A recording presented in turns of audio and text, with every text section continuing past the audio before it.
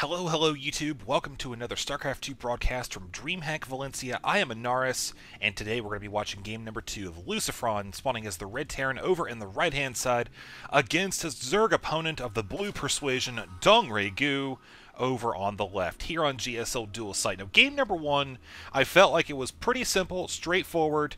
Terran could not effect a lot of change with those Hellions, and we saw DRG was basically just able to macro up, do his own thing, get his third going, held off the aggression, and it just went and trounced all over LucifroN's face with Mutalisks. I mean, that's pretty much just the way it goes when the Zerg is able to just get his economy going like that. So, I'm going to be wondering if we're going to see the same type of play from LucifroN. Maybe he's going to switch it up a little bit, try to get a little bit earlier of an expansion, meet DRG's economy head on if DRG decides to go for that, which, I mean, really, it's more than likely, but we'll, of course, wait and see. Now, again, just a reminder, this is a 1.3.6 replay, so for the purposes of the Hellions, if we see any, Blue Flame does +10 instead of +5, so just want to clear that up as we speak. So, just a real quick reminder, actually, for those of you who don't follow my Facebook, this won't be a reminder, but I will be pretty busy in the next couple days. I might have jury duty. I don't know. I've got one more day to find out.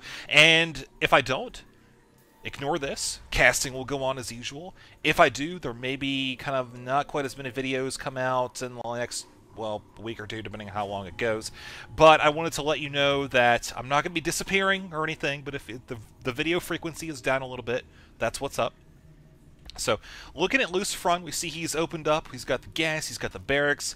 I think, again, we're going to be seeing some kind of going right on to factory. I'm going to be watching the gas to see what happens with that. Of course, he is going to be sitting on a little bit of minerals for a while now. As DRG microing this drone around, he basically just wants to see if anything else is going to be placed down here. He knows the gas is down. He wanted to basically see, in particular, if there was going to be a factory going down immediately after, because he didn't actually see if the gas came first or not. But that drone is actually still alive, man. He is kicking, dancing around like a pro that he is. Meanwhile, DRG decided to go ahead and open up with spawning pool, gas, obviously the hatchery down there, thrown down first as well. So I think he's going to be in a great position moving forward to basically, well, get some map control and just do Zergy-like things. Very analytical, I know. But, I mean, really, when you think about it, he's going to be able to get Zerglings, get map control, control the watchtowers until that factory gets out with some Hellions. I don't really know, again, how much that LucifroN is going to commit to this, though, because I really don't think that he's going to be able to realize too much of a result from this if he decides to commit a whole bunch of Hellions to it. The reason being, this expansion's already up. DRG has shown he does have the micro to handle those kind of harassment techniques, and he can throw down a spine crawler to get out a couple queens. Obviously, you'd want to get some creep here to connect that if he feels like he's going to really need to rely on those queens for defense. But one thing I want to point out right now that DRG did very smart. Look at the positioning of this Overlord. See how he has vision right here of the ramp and also the area leading to the center. Now, when these Hellions come out, you're going to watch. LucifroN is going to hug right here. Sure enough, there we go. You see, a DRG saw that. I mean, yes, he does have the Zergling that happened to be there, but that's just the point of having this Overlord positioned right here. You're able to catch because the AI will just automatically bring you closer or close to this point right here and give you some advance notice. Now, LucifroN coming down with a couple Hellions, just kind of poking around. DRG actually letting his queen get a little bit off creep there. But this, I was actually wondering if they're going to try to kill that tomb or no. A couple more Hellions coming in as well. LucifroN going ahead, dropping down his expansion. We, of course, can see, whoa, what is... Now, that is actually really smart. That was very smart. I like that. I like what LucifroN did. For those of you that didn't see it, what he did was he positioned one Hellion over top of the creep tumor and then attacked with the other Hellions. He attacked that one Hellion, so that way the splash damage would kill the creep timber. And so now DRG has lost that energy and basically won't have it again for a little while here, since he's going to be committing probably to macroing up. But still, I like that. That was nice. That's a cute little strategy. So DRG now, again, he's just continuing to macro up. He's got some roaches. Okay, that's fine. He's got more than enough to defend against this Hellion harassment. And I think that LucifroN, he is going to be getting that blue flame upgrade. He's really going to have to make these things pay for themselves, make something work, basically dance around these roaches, because as time goes by, DRG is just getting further and further ahead again, and oh man, well there goes one Hellion right there off the bat. That Roach knew exactly which one to pick, and we see now DRG's already got a bunch of Zerglings up here at the ramp. He's got a decent surround on 2 of those Hellions. All 4 of them go down, and a blaze of glory, or actually a complete lack thereof when it comes to those Hellions. But yeah, 3 kills on that one. We see a counterattack. DRG coming up here with a few roaches. And also notice the position on this one. I don't know if it was an accident because I didn't see it actually clicked there. But since DRG did have vision of the high ground with these, he was able to use this one to push the Marines back since they didn't want to be coming under attack from this one down here. They were trying to focus that one down. They were able to get it, but it bought DRG a decent bit of time to come up, do a bunch of damage, and now LucifroN's obviously lost a few Marines so far. He's going to have to continue to commit resources to keeping that up, and all those SCVs that are not mining right now. That's just more of an economic advantage for DongRaeGu. Now down here we can actually look at the economy and see 34 to 44 as the Zerg player continues to kind of assert control over the map, taken away from those blue flame Hellions that are for the most part absent. Actually, I don't think he has any more. No, he has transitioned into just basically going Marine Siege Tank. Again, this is a very typical style of ZVT for LucifroN, and likewise DRG. I mean, we look and just see but his base, he's got a Spire going down. We're going to see Muta, Zergling, possibly some Baneling here at some point, depending on how far this goes. But also, DRG does have a 3rd base going down. Again, very smart time to do this because he knows that LucifroN isn't in the best position to move out. He's already been a little bit delayed by the harassment, the counterattack by DRG. He hasn't been able to really make that harassment pay for itself. Just look at the units lost right now. And you see, okay, there's been a little bit of a decent amount of, damage done, but you got to remember those mostly from that Roach attack and a couple Zerglings that died to that stray Hellion up here.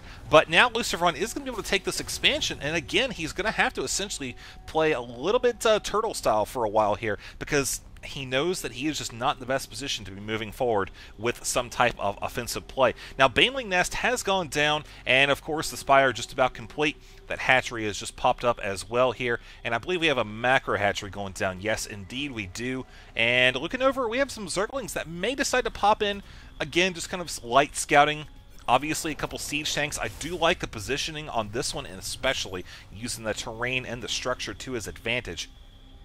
But I think we're just going to continue to see a little bit of light scouting from DRG. Yep, there we go. He's going to be popping in there and realizing siege tech is done, guarding the natural.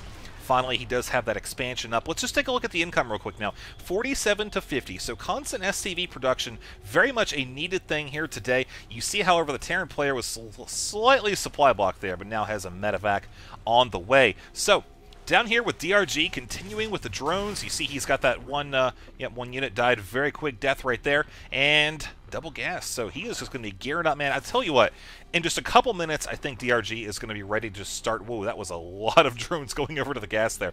I was going to say, I feel like DRG is just going to be in a great position to continue this harassment and move forward with stronger and more aggressive attacks. And look at this, man. LucifroN actually not lowering that depot, causing the Marines to run it around for an extra couple seconds, giving DRG time to get some extra damage in there. Look at the units lost now. We could see the Terran player has lost a lot so far, and I mean, really, he only stands to lose more considering the fact that he is going to be keeping up with this turtling for who knows how much longer. We see he's gone ahead. He's got a turret up, so that's good. He's getting that protection against the mutas. But now DRG coming in here, very aggressive play with these mutas. Going to be getting one tank, possibly both.